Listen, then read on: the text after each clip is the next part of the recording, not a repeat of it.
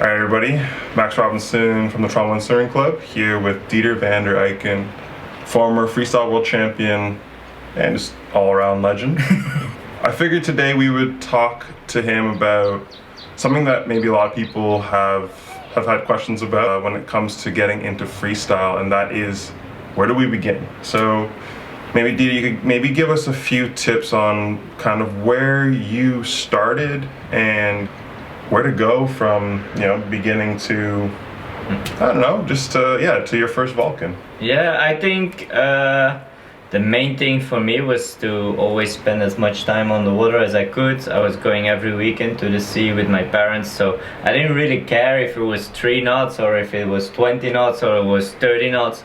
For me, it was just like, even with the lightest wind, I would be on the water. And I think that's how I really got into freestyle. I could tack, I could do light wind jibe, and then I saw someone doing a heli tack, and I was like, oh, that's pretty cool. Yeah. That's something I have to try and learn. And I just always try to find ways, also in the lighter winds, to learn new things, look around. Now with the internet, you have a whole list of things you can search up. So I think what it does, and that makes it afterwards as well in windsurfing even more important, going out in light wind really helps you to get a good feeling for the sail and the board. So in the beginning you try to go on a bigger board and a smaller sail, and then eventually you want to be able to do everything on the kit you're actually using in high wind. So if you're normally using a 4/8 and a 92 freestyle board, eventually you want to be doing all your light wind stuff on that, and it gives a lot of good basics, balance feeling for the gear. So even if it's 5-10 knots, you're still doing like the upwind 360, the heli tack, and then doing the same stuff maybe in the foot straps too. Exactly. I think there's so many light wind moves you can learn, and that will help you progress so much quicker once it gets windy.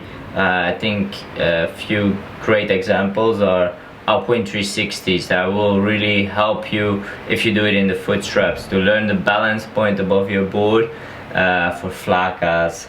But then you do a switch to hands upwind 360, and that part is basically exactly the same as the end part of a Spock 540.